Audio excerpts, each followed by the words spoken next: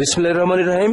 সুধীমণ্ডলী, জাতীয় সংসদ খুলনা 3 আসনের ধানের শীষের কাণ্ডারি জনাব রকিবুল ইসলাম বকুল ও সরকারি বিশ্ববিদ্যালয় কলেজের সাবেক ভিপি, দৌলতপুরে যার বেড়ে ওঠা গৌরনদী থেকে বারবার ধানের শীষের কাণ্ডারি জহিরুদ্দিন স্বপন আমাদের মাঝে আসছেন দৌলতপুর মহসিন জামে মসজিদ ছাদ ঢালাই উপলক্ষে দেখবার জন্য এবং ওখানে নামাজ পড়া শেষে সরকারি মহসিন হাই স্কুলের প্রধান শিক্ষকের কার্যালয়ে এক আলাপচারিতার সভায় আপনারা দেখছেন। এই সভায় উপস্থিত আছেন আপনি কি এই স্কুলের ছাত্র ছিলেন?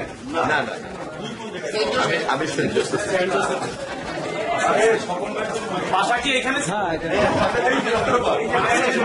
মানে আমার এখানে কিন্তু আপনাকে নিয়ে ভালো আলোচনা হয়। জহিরুদ্দিন স্বপন ভাই, রকিবুল ইসলাম বকুল ভাই সহ দৌলতপুর মহসিন স্কুলের সাবেক ছাত্ররা আজকে এখানে আছে। আপনারা দেখছেন আলাপরত অবস্থায় এখানে গল্পগুজব হচ্ছে। এই অনুষ্ঠানে উপস্থিত আছেন দৌলতপুর মহসিন হাই স্কুলের সাবেক ছাত্র।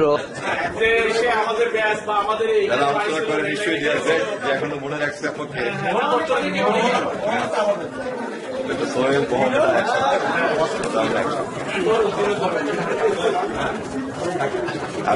আমি খুবই সৌভাগ্যবান যে আমার সময়ের যারাই আমার আশেপাশে ছিল সবাই আমাকে মানে খুব একটা ইয়ে না থাকা সত্ত্বেও আমাকে পছন্দ করতো, মনে রাখছে, এখনো মনে রাখছে।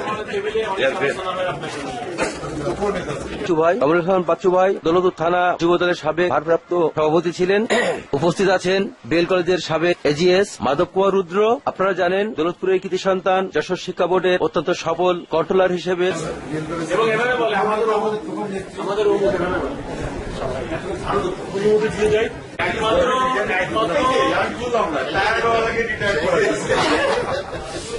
একমাত্র মাধব স্যারই যশোর বোর্ড থেকেও সম্মান দিবে, ছাড়াও পারে নাই।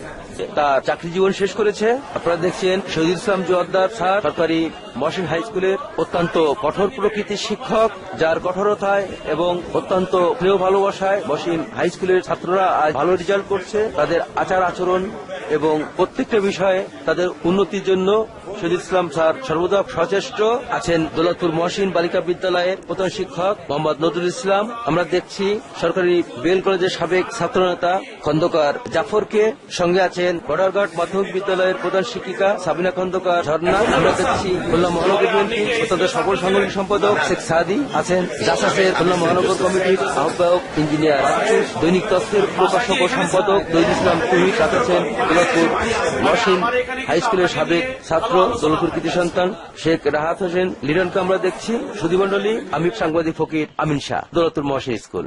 ধন্যবাদ।